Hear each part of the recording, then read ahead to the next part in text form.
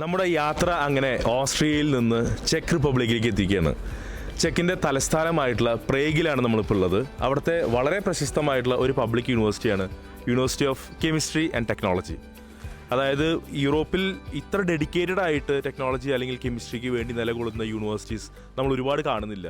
വളരെ അപൂർവങ്ങളിൽപ്പെട്ട യൂണിവേഴ്സിറ്റിയാണ് ഈ ഒരു പർട്ടിക്കുലർ പബ്ലിക് യൂണിവേഴ്സിറ്റി. ഇത് ഏകദേശം 19ാം നൂറ്റാണ്ടിൽ തന്നെ ഇവിടെ ഫൗണ്ട് ചെയ്തിട്ടുള്ള യൂണിവേഴ്സിറ്റിയാണ്. ഇതിന് വേൾഡ് വാറിൻ്റെ നേരത്ത് ഉണ്ടായിരുന്ന ഒരുപാട് ബുള്ളറ്റ് മാർക്സ് പോലും ഉണ്ടായിരുന്ന, ഇത് നാസി ഇൻവേഷൻ്റെ നേരത്ത് ഉണ്ടായിരുന്ന ഒരു വേൾഡ് വാറിൻ്റെ ഭാഗമായിട്ടുള്ള ഒരുപാട് അതുമായി ബന്ധപ്പെട്ടുള്ള ബുള്ളറ്റ് മാർക്സും ഒരുപാട് അത്തരത്തിലുള്ള രേഖകളും നിലകൊള്ളുന്ന ഉറങ്ങുന്ന ഒരു മണ്ണ് തന്നെയാണ് ഈ ഒരു പ്രേഗ് എന്ന് പറയുന്നത്, ഈ യൂണിവേഴ്സിറ്റി സ്പെസിഫിക്കലി.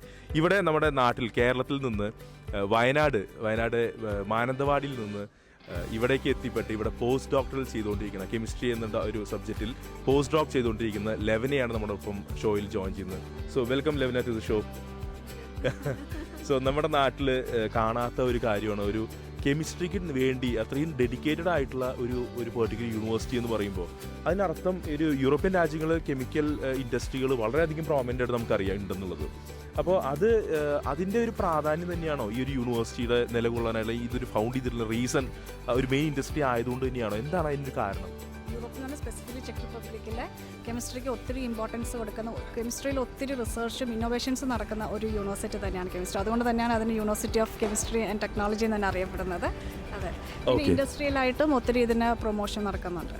ശരി, ഇത് ശരിക്കും പ്രേഗിൽ ഒരു വലിയൊരു രാജ്യമൊന്നുമല്ല ശരിക്കും പറഞ്ഞത്. പക്ഷേ ഒരുപാട് പ്രശസ്തമായിട്ടുള്ള യൂണിവേഴ്സിറ്റികൾ, ചാൾസ് യൂണിവേഴ്സിറ്റി ഉണ്ട്, university of chemistry and technology ഉണ്ട്, ഇനിയിപ്പോൾ ബ്രോണോയിൽ പോയാലും അല്ലെങ്കിൽ ഓസ്ട്രേലിയയിൽ പോയാലും ഒക്കെ തന്നെ ഒരുപാട് യൂണിവേഴ്സിറ്റികളുണ്ട്.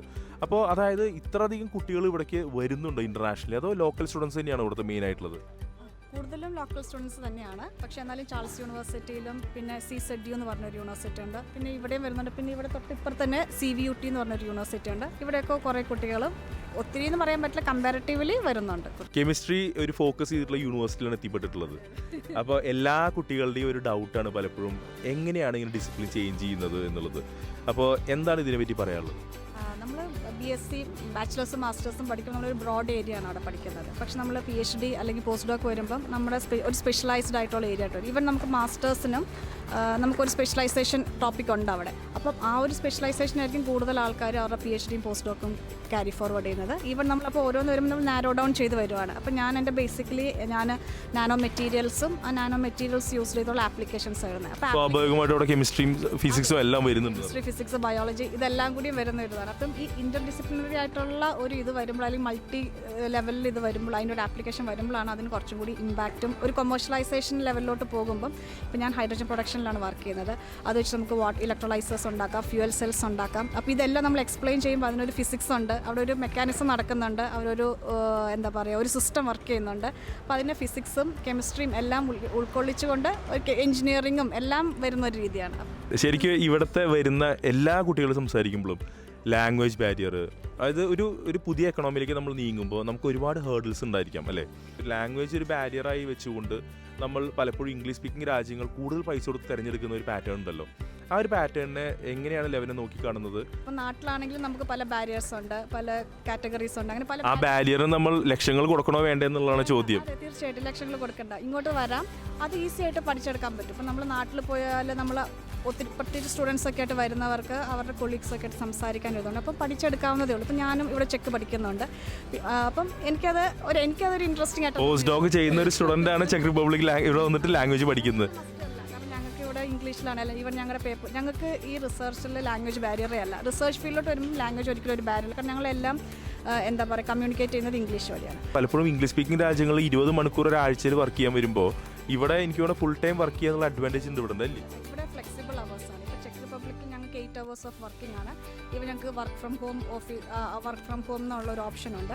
ഈ 8 hours എന്നുള്ള വർക്കിംഗ് ഫ്ലെക്സിബിൾ 8 hours ആണ്. എനിക്കിപ്പം 6 മണിക്ക് വരണം തോന്നി 6 മണി തൊട്ട് 2 മണി വരെ ഇരുന്നാൽ മതി. ഇപ്പോൾ ഞാൻ 8 മണിക്കാണ് വരുന്നെങ്കിൽ 8 മണി തൊട്ട് എൻ്റെ ഫ്ലെക്സിബിൾ അവേഴ്സാണ് എനിക്കിവിടെ വർക്ക് ചെയ്യാൻ പറ്റുന്നത്. അപ്പോൾ ഒരു പ്രഷറൈസ്ഡ് അല്ല. ഇപ്പോൾ ചെക്ക് റിപ്പബ്ലിക് പോലത്തെ കൺട്രീസാണ്, ഇപ്പോൾ ചെക്ക്, സ്ലോവേനിയ, സ്ലോവാക്യ അങ്ങനത്തെ കൺട്രീസൊക്കെ ആണെങ്കിൽ ഒത്തിരി ആൾക്കാർ പോകുന്നില്ല. അപ്പോൾ അതുകൊണ്ടായിരിക്കണം VFS വഴി അത് പോകാത്തത്. അപ്പോൾ VFS ഒക്കെ ഇപ്പം ഓസ്ട്രേലിയ, കാനഡയ്ക്ക് ആണെങ്കിൽ ഈസിയാണ്, UK ഒക്കെ ആണെങ്കിൽ പെട്ടെന്ന് അവർക്ക് വിസ പ്രോസസ്സിങ് നടക്കും. ഇത് കുറച്ച് ഡിലേഡ് ആണ് നോർമലി ആൾക്കാർക്ക് വരണമെങ്കിൽ. പക്ഷേ റിസർച്ചേഴ്സിന് ഒട്ടും ഡിലേഡ് അല്ല, വിതിൻ 1 വീക്ക് അവർ റെസ്പോണ്ട് ചെയ്യും.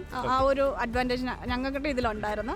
പക്ഷേ അങ്ങനെ വെയിറ്റ് ചെയ്യേണ്ടി വന്നാലും പല കാര്യങ്ങളും നമ്മൾ വെയിറ്റ് ചെയ്യുന്നു, അതിന് പാരലലി ഉള്ളൊരു ഇത് നോക്കിയാൽ മതി. പക്ഷേ വൺസ് വന്ന് പക്ഷേ ഈ വെയിറ്റിംഗ് ഒരു ലാസ്റ്റ് മിനിറ്റിൽ നമ്മൾ ചെയ്യാതിരുന്ന വെയിറ്റിംഗ് കുറേയൊക്കെ നമുക്ക് മാറ്റാമല്ലോ. ഇപ്പോൾ നമ്മൾ ഒരു ഫൈനൽ ഇയർ നമ്മുടെ ബാച്ചിലേഴ്സിലോ മാസ്റ്റേഴ്സിലോ പഠിക്കുന്ന നേരത്തെ നമുക്ക് സ്റ്റാർട്ട് ചെയ്യാമല്ലോ ഈ പ്രോസസ്സ്. തീർച്ചയായിട്ടും ആ ഒരു പ്രീ പ്ലാനിങ് നമുക്ക് എന്തായാലും ഉണ്ടായിരിക്കണം. ഇപ്പം ഇതൊക്കെ നമുക്കും നമ്മൾ ടീച്ചേഴ്സ് ഒത്തിരി ഇതിന് ഇൻസ്പയർ ചെയ്യുന്നുണ്ട് നമ്മൾ ഈ കാര്യത്തിൽ. അപ്പം ഞാനും എൻ്റെ PhD തീസിസ് റൈറ്റിങ്ങിൻ്റെ സമയത്ത് തന്നെ ഞാനിങ്ങനെ ഓരോ അഡ്വർടൈസ്മെൻറ്റ് കാണുന്നുണ്ട്. പിന്നെ ഓരോ പ്രൊഫസേഴ്സിന് ഞാൻ മെയിൽ ചെയ്യാൻ തുടങ്ങി. എൻ്റെ ഫീൽഡുമായിട്ട് മാച്ചിങ് ഉള്ള ഓരോ പ്രൊഫസേഴ്സിന് ഞാൻ തന്നെ മെയിൽ ചെയ്യാൻ തുടങ്ങി, എനിക്ക് വർക്ക് ചെയ്യാൻ താല്പര്യമുണ്ടെന്ന് പറഞ്ഞ്. ഞാൻ സ്റ്റുഡൻസിനോട് നിങ്ങൾ ഡെയിലി അറ്റ്ലീസ്റ്റ് ആഴ്ചയിൽ ഒന്ന് അല്ലെങ്കിൽ ഒരു പ്രൊഫസറിനെങ്കിലും മെയിൽ ചെയ്ത് നോക്കി, ചിലപ്പോൾ ആരെങ്കിലും റെസ്പോണ്ട് ചെയ്യും.